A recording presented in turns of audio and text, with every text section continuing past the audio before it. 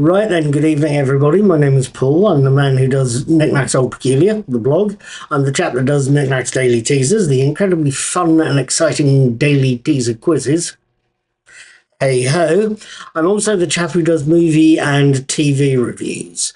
Now, Friday night I managed to catch the new version of Nosferatu and posted my review to Knickknacks Old Peculiar and a video version to YouTube, my YouTube channel, Mr. Cuddy2977. Please, if you're watching this on YouTube, feel free to hit subscribe. Please feel free to hit the like button, because that means YouTube throws my stuff at more people.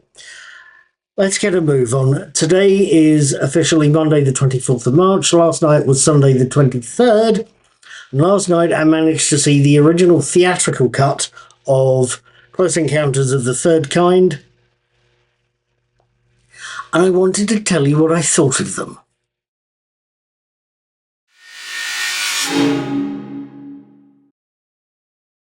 The theatrical cut of Close Encounters of the Third Kind opens with very short opening credits.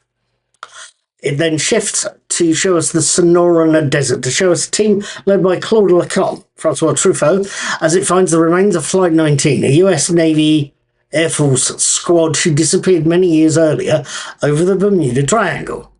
The scene then shifts again to Indianapolis Air Traffic Control, where two planes have just avoided a mid-air collision with something, before shifting again to the small Indiana town of Muncie, where we see 3-year-old Barry, Cary Gruffy, watching the strange behaviour of his toys in the kitchen and running away before his mother Gillian stops him fleeing the family home. Just as a huge power cut affects the area. A power cut that's causing arguments in the utility company's HQ and sees Roy Neary, Richard Dreyfuss, assigned to investigate possible causes in the Indiana backwoods. It's only when Roy, lost in the rural parts of the state, is forced to check his maps that he realises a few things. 1. His fellow road users can be stroppy and rude. 2. The electrics of his van have gone, which therefore means the power cut in the area isn't something he can solve. And 3. The lights in the sky that have just flown over his van might have something to do with things.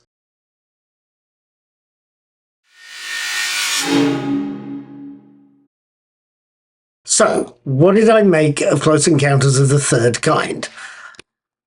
At least, what did I make of the version I watched? Why does it have a long title? Which one did I watch? Let's ignore the one about the title and start with that last question first, shall we? A few weeks ago, I caught the Ridley Scott film Blade Runner, and I made sure I caught the original international theatrical cut. Yes, before you say anything, I am very aware Scott prefers the more recent final cut, as he feels it's the one that most represents his artistic vision of the film. But regardless of any perceived flaws that original cut may or may not have had, I felt that watching the theatrical cut was the most appropriate thing to do and the most appropriate one to review, as this was the version I and many others would have originally seen back in the day. So in the wake of that, I got hold of the box set version of Close Encounters, one that includes 4K and 2K versions of the original cut, and the special edition, and the more recent director's cut. They do like those remixes, don't they? At any rate, I did that so I could therefore watch the later versions at my pleasure, having watched the original cut, and therefore have something I could compare them to. My baseline, if you will. And that baseline... In 21 hours. Thank you, Killer. That baseline would be the version shown in cinemas in 1977, as I've come to believe that in these situations, that original aired version is a good place to start in whatever thoughts you may have about the film. With all that said, yes, I do have an incidental thought.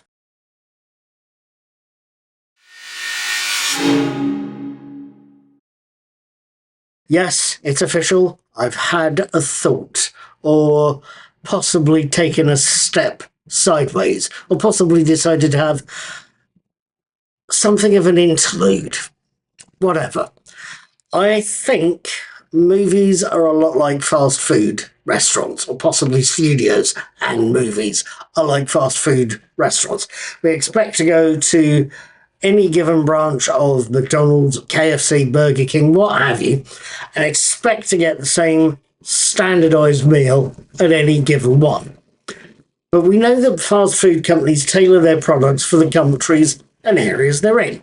The Israeli branches of McDonald's don't do cheeseburgers. Kosher food rules forbid mixing dairy products with meat.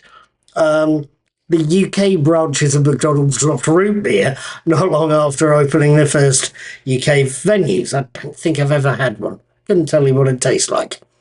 I also worked at Brentwood's branch of KFC a few years ago, so I know that some of the British branches in Muslim majority areas of London and Birmingham do bacon-free versions of the menu. And I'm very aware that Hollywood movies do something similar. They have alternate cuts to make sure a film complies with local regulations and customs in different countries. They'll make it slightly different in the UK to the one in China, and not just language. There'll be different scenes or different versions of scenes. But I am also very aware that Close Encounters of the Third Kind is very influential because the changes made aren't for that reason. It was influential and different, and it was different in the fact that it was the first film I remember that got an initial release in one form in 1977, and then got a second recut re-release in 1980. It got the special edition made, which was huge at the time because nobody had done something like that. And then, trotting along to the 1998, there was a third home release as the now standard director's cut.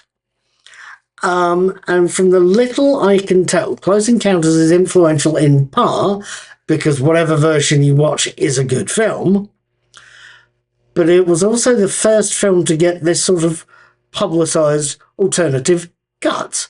In other words, the recipe has publicly changed over the years and has publicly changed for artistic reasons.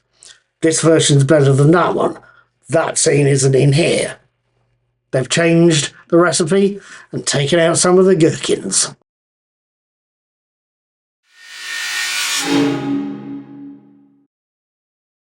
At any rate, what did I make of Close Encounters of the Third Kind, of this particular version of the film?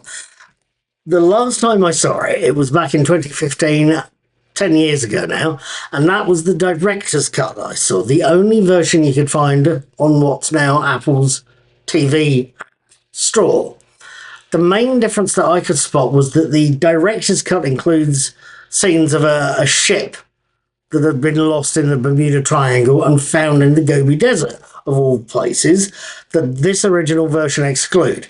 And it also excludes scenes inside the alien mothership that you find in the special edition. To be honest with you, I missed neither scene.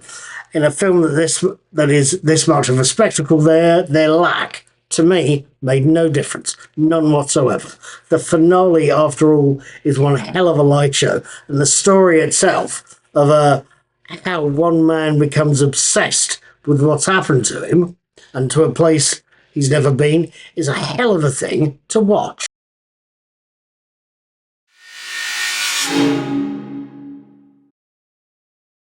So, finally, did I watch Close Encounters of the Third Kind? Did I watch the theatrical cut? Did I see a good film? Should you see it? And which version should you see if you do? Ahem. I think I can say yes, I have still seen as good a film as it ever was. It's as good now, years after its original release, as it was back in 1977. Yes, I think you should see it. You will see a very enjoyable film, whatever version you happen to see. And to be frankly honest, I don't think it matters which one you see. Close Encounters of the Third Kind is a very enjoyable film, whatever version you go and catch. Go see it, let me know what you think. Leave me a comment in the info box under this. Leave me a comment underneath this video.